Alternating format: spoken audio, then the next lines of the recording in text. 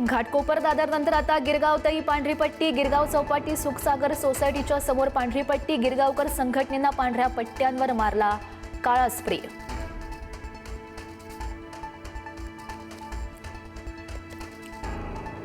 ठाकरेंच्या सेनेच्या सर्व खासदारांची आज मातोश्रीवर बैठक। ऑपरेशन टायगरच्या पार्श्वभूमीवर बैठकीचं आयोजन। उद्धव ठाकरे मार्गदर्शन करणार।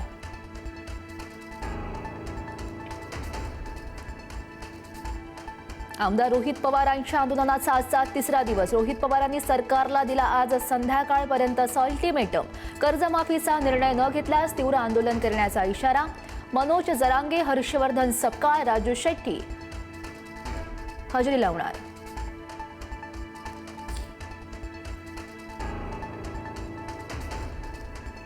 नागरिकांच्या आरोग्याशी खेळ करणाऱ्या भेसळखोरांच्या विरोधात कारवाईमध्ये 3,48,00,000 अन्नसाठा जप्त। अन्न पदार्थांचे नमुने तपासणीसाठी प्रयोगशाळेमध्ये पाठवले।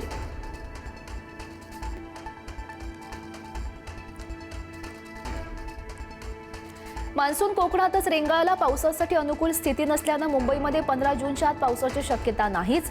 मुंबईमध्ये तीव्र उष्णता आणि दमट वातावरण मात्र कायम।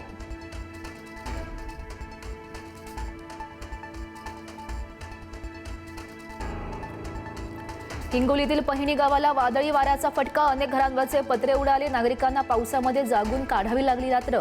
तर काही ठिकाणी केळीच्या बागा सुद्धा जमीनदोस्त।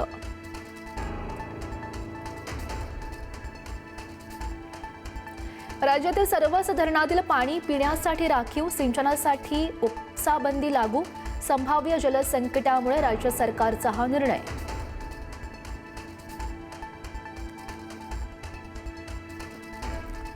पावसाळ्यापूर्वी माथेरानच्या राणीला ब्रेक। 15 जूनपासून Neral Aman lodge mini train बंद। 15 ऑक्टोबरपर्यंत फक्त माथेरान अमन लॉज शटल धावणार।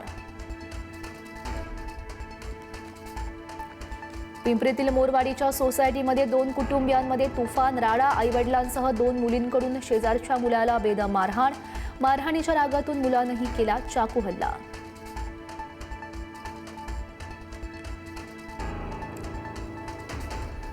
अहिल्यानगरच्या श्रीरामपूरमध्ये प्रसूतीच्या दरम्यान महिलेचा मृत्यू। डॉक्टरांच्या हलगर्जीपणामुळेच मृत्यू झाल्याचा नातेवाईकांचा आरोप। नातेवाईकांचा पोलीस ठाण्याच्या समोर ठिय्या, तर नवजात बालकाची प्रकृती चिंताजनक।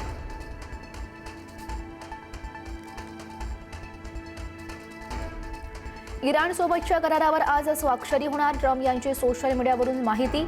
स्वाक्षरी होताच हॉर्मुझ खुली होणार, ट्रम्प यांचा दावा। इराणकडून मात्र अद्याप अंतिम होकार बाकी। फ्रान्समध्ये पंतप्रधान मोदी आणि ट्रम्प यांची भेट निश्चित। G7 परिषदेमध्ये द्विपक्षीय चर्चेची शक्यता। जागतिक सुरक्षा, व्यापार, तंत्रज्ञान, संरक्षण सहकार्यावर चर्चेची शक्यता।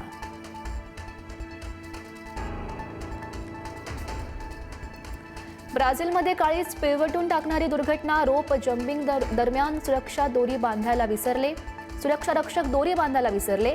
आयोजकांच्या निष्काळजीपणामुळे 40 मीटर उंचीवरून पडून तरुणीचा मृत्यू। 6 जण ताब्यात।